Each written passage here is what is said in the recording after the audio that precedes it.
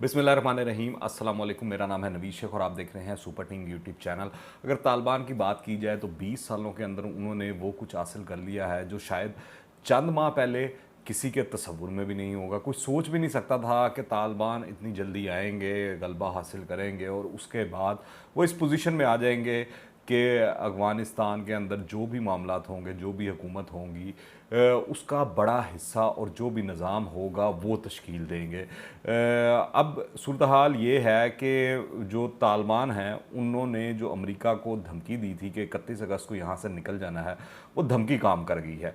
हुआ कुछ यूँ कि G7 रहनुमा ममालिक जो हैं उसके अंदर अमेरिकी सदर जो बाइडन ने जो वो तकरीर की उसके अंदर उन्होंने वाज़ह तौर पर कह दिए कि जो डेडलाइन है हमने उसके ऊपर मनोअन अमल करना है, हम इसको एक्सटेंड नहीं कर सकते, हम मज़ीद अफ़गानिस्तान में नहीं रुक सकते। और इसकी जो वजूहात बताई जा रही हैं वो वजूहात ये हैं कि जो पेंटागन है उसकी जानिब से सिफारिश की गई थी, खदशा ज़ाहिर किया गया था कि अगर आप 31 अगस्त के बाद अफ़गानिस्तान के अंदर अपनी फोर्सेस को रखते हैं तो उन पर हमले हो सकते हैं, उनके ख़िलाफ़ कार्रवाइयाँ हो सकती हैं और अमेरिका के लिए एक मुश्किल सूरत हाल जो है वो पैदा हो सकती है। इससे पहले आपको मैंने बताया था कि जिस तरह गुज़िश्ता वीलॉग के अंदर के जितने ममालिक थे जिसमें बरतानिया, जर्मनी, फ्रांस, ये सब सिफारिश कर रहे थे कि 31 अगस्त के बाद भी उनको रुकने की इजाज़त दी जाए और उनको काम करने दिया जाए यहाँ पर। मगर इससे पहले जो सुहेल शाहीन है उन्होंने एक इंटरव्यू दिया और उसके अंदर उन्होंने वाज़ह तौर पर बता दिया कि ये 31 अगस्त जो है डेड लाइन नहीं रेड लाइन है। उसके बाद वाज़ह तौर पर सबको मौक़िफ़ चला गया और पता लग गया। और जो पेंटागन है और जो बाइडन है वो इस तरह लग रहा है मेरे ख्याल से शायद तालिबान से भी ज़्यादा जल्दी में है और वो चाहते हैं कि 31 अगस्त जो है वो चाहे अभी 4-5 दिन बाद आनी है, वो चाहते हैं कि एक आधे दिन बाद ही आ जाए और यहाँ से इनखला करके बोलिए बिस्तर लपेट के हम यहाँ से निकलें। दूसरा एक बड़ी अहम खबर जो कल गर्दिश करती रही अफ़गानिस्तान के हवाले से वो ये है कि जो CIA चीफ हैं विलियम बर्न्स, उन्होंने मुल्ला अब्दुल गनी बरादर से जो है एक खुफिया मुलाकात की है और ये वाशिंगटन पोस्ट की स्टोरी है। और इस मुलाकात में होने वाली बातचीत की जो तफसीलात हैं ताहल सामने नहीं आई, ताहम इसको बड़ा अहम करार दिया जा रहा है और कहा जा रहा है कि शायद ये इनखला के हवाले से ही उनको पैगाम दिया गया बड़ा अहम, जिसके बाद जो बाइडन ने G7 ममालिक का इजलास जो था उसके अंदर अहम तकरीर की और उन्होंने कहा कि हम 31 अगस्त को हर हाल में अफ़गानिस्तान से निकल जाएंगे। अफ़गानिस्तान में अगर देखा जाए तो मगरिब का आज़ाद और निजात का जो प्रोजेक्ट था वो नाकामी से इस वजह से दो चार हुआ है कि अफ़गानिस्तान में कोई था ही नहीं ऐसा जिससे अफ़गानियों को निजात दिलाई जानी थी। अगर अफ़गानों को किसी चीज़ से निजात दिलानी है तो वो मेरे ख्याल से शायद गुर्बत है, अफलास है और नाख्वानदगी की जो जंजीरों ने उनको जकड़ा हुआ है, जो ये कबायली निज़ाम ने उनको जकड़ा हुआ है, शायद उससे आज़ादी दिलाने की ज़रूरत है। और वो मेरे ख्याल से सिर्फ़ और सिर्फ तालीम से और शऊर से ही वहाँ पर आ सकती है।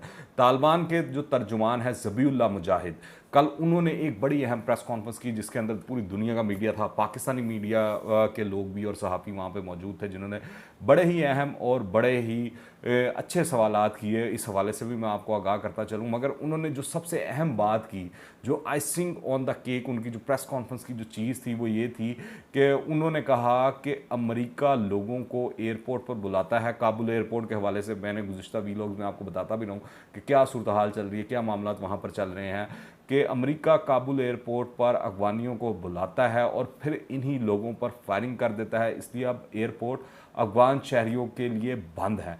सिर्फ गैर मुल्कियों को मुल्क से जाने की इजाज़त होगी। अमरीकियों को अफ़गान शहरियों को मुल्क छोड़ने पर उकसाना नहीं चाहिए, वो ऐसा करने से बाज रहें।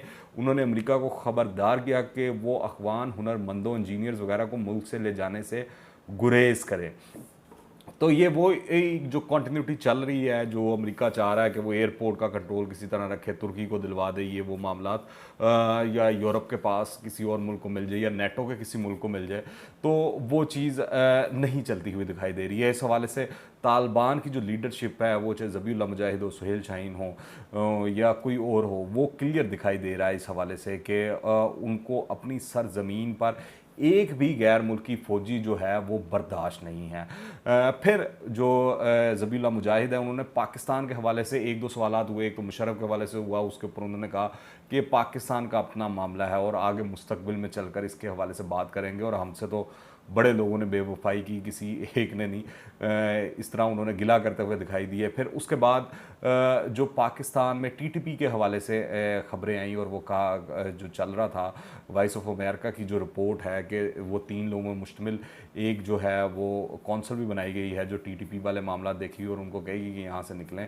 और यहाँ पर कोई काम नहीं होगा। मगर इस हवाले से जो ज़बीउल्लाह मुजाहिद हैं, इन्होंने भी सुहेल शाहीन की तरह और दीगर लोगों की तरह वाज़ेह अल्फाज में कहा कि अब अफ़गानिस्तान की सरज़मीन, पाकिस्तान हो या कोई भी मुल्क हो, किसी भी मुल्क के ख़िलाफ़ उनकी सरज़मीन इस्तेमाल नहीं होगी और ना ही वो इसकी इजाज़त देंगे। तो ये बड़ा वाज़ेह और दो टोक मौक़िफ़ जो है तालिबान की जानिब से आ गया है, जिसकी वजह से जो भारत है उसमें योम सोग चल रहा है 15 अगस्त से, जब से ये तालिबान आए हैं। और फ़िलहाल अफ़गानिस्तान में खरबों रुपए की जो सरमायाकारी है भारत की, वो डूब चुकी है। और पाकिस्तान के ख़िलाफ़ दहशतगर्दी के अड्डे बंद होने पर भारत में सफ़े मातम जो है वो बची हुई है। और तालिबान के कंट्रोल संभालने के हवाले से अफ़गानिस्तान की सूरत हाल के बारे में जो मनफी प्रोपेगेंडा है वो बहुत ज़ोरों पर है। इस हवाले से भी जो है ज़बीउल्लाह मुजाहिद से सवाल किया गया तो उन्होंने कहा कि वो भारत जो प्रोपेगेंडा कर रहा है उसको नहीं करना चाहिए और जो बातचीत करनी चाहिए वो सफारती लेवल के ऊपर करनी चाहिए। और हमारा किसी भी मुल्क से, किसी भी शख्स से कोई मामला नहीं है, हम सफारती सतह पर बात करना चाहते हैं। तो ये जो प्रोपेगेंडा है उसकी समझ आती है क्यों किया जा रहा है। इसके अलावा उन्होंने पंजशेर के मामले पर भी बात की और बताया कि जो ये मामला है बातचीत से हल होना चाहिए, क्योंकि हम किसी अफगान सूबे में जंग या तशद्दुद नहीं चाहते। पंजशेर के बागी हथियार डाल दें, इनके तमाम मुतालबात को मान लिया जाएगा। इससे पहले भी उन्होंने एक टीवी को इंटरव्यू देते हुए कहा था कि 80% मुझे उम्मीद है कि पंजशेर का मामला जो है बातचीत से हल हो जाएगा।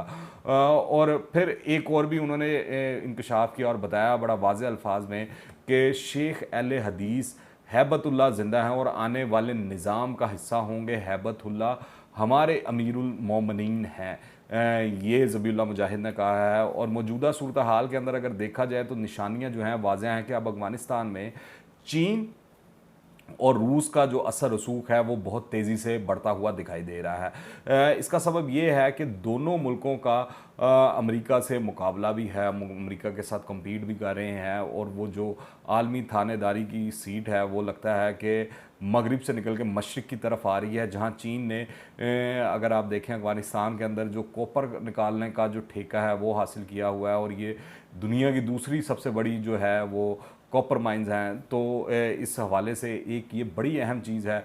और साथ ही जो चीन है यूरोप और एशिया को मिलाने के लिए जो BRI का प्रोजेक्ट शुरू किया हुआ है उसने, उसके अंदर भी अफ़गानिस्तान जो है उसके लिए बहुत अहम है। और इसके अलावा CPEC जो पाकिस्तान से गुजर रहा है, इस हवाले से भी जो अफ़गानिस्तान है चीन के लिए ख़ासा अहमियत का हामिल है। तो मेरे ख़्याल में अफ़गानों के लिए बेहतर उम्मीद की जा सकती है कि जो उसके हमसाए हैं, ख़ास तौर पर पाकिस्तान, चीन, रशिया और ईरान जो है उसके मुतालिक बहुत अच्छा सोच रहे हैं और चाहते हैं कि अफ़गानिस्तान में अमन आए। और जो उसकी प्रॉक्सीज़ हैं उसमें कोई भी मुल्क किसी भी किस्म की किसी को मदद नहीं कर रहा और चाह रहा है कि अफ़गान अपने मामलात खुद तय करें। ये भी नहीं है कि पीछे से प्रेशर आ रहा है या ये हो रहा है। अलबत्ता जो है ये कोशिशें ज़रूर की जा रही हैं कि जहाँ पर मसाइल आएँ, चीज़ें गंभीर होने ना दी जाएं और बातचीत से मामलात और चीज़ों का रास्ते निकाले जाएं। फिर जो है फॉरेन पॉलिसी मैगज़ीन जो है उसने तालिबान के हवाले से दावा किया कि जो शूरा कौंसल में 3 अहम रहनुमा हैं, मुल्ला अब्दुल गनी बरादर, तहरीक तालिबान के बानी मुल्ला उमर के साहबजादे मौलवी याकूब और हक्कानी नेटवर्क के खलील हक्कानी जो हैं ये शामिल हो गए। और उनके मुताबिक अफ़गानिस्तान की आइंदा हुकूमत 12 रुकनी ये शूरा तय करेगी।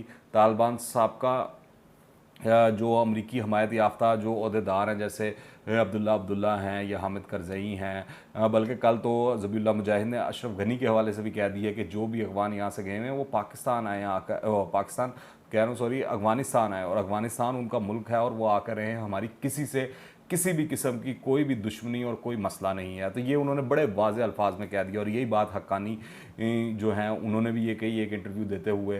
उन्होंने बताया कि हमारी किस तरह मुलाकात हुई अशरफ गनी से, अब्दुल्ला से। वो बड़े पैनिक थे और वो चाहते थे कि मुल्क छोड़ के चले जाएँ। हमने उनको तसल्ली दी, आपको किसी भी हवाले से परेशान होने की ज़रूरत नहीं है। हम किसी से कोई बदला लेने नहीं आए हैं। तो ये बड़ी अच्छी चीज़ें हैं, बड़ी अच्छी खबरें आ रही हैं इस हवाले से, और लग रहा है कि मामलात जो हैं बेहतरी की तरफ जा रहे हैं। और इस वक्त जो सबसे अहम चीज़ है वो ये है कि हुकूमत साजी के लिए मामलात को जल्द से जल्द पाया तकमील तक पहुंचाया जाए अफ़गानिस्तान के अंदर। और बेहद ज़रूरी है, इससे ना सिर्फ पूरी अफ़गान कौम का मफाद वाबस्ता है, बल्कि जो इर्द गिर्द के तमाम ममालिक हैं उनके मफादात भी इस हकूमत से वाबस्ता हैं कि वहाँ पर एक ऐसी हुकूमत आए जो अफ़गानों की हो, जिसको अफ़गान ओन करते हों, और वो इतनी ताकतवर हो, इतनी काबिल हो कि अफ़गानों के मसले भी हल करे और पूरे अफ़गानिस्तान पर उसका कंट्रोल भी हो। आप क्या राय रखते हैं नीचे कमेंट्स में लाजमी बताइएगा। दुआ में याद रखें। टिल द नेक्स्ट टाइम, अल्लाह हाफिज़।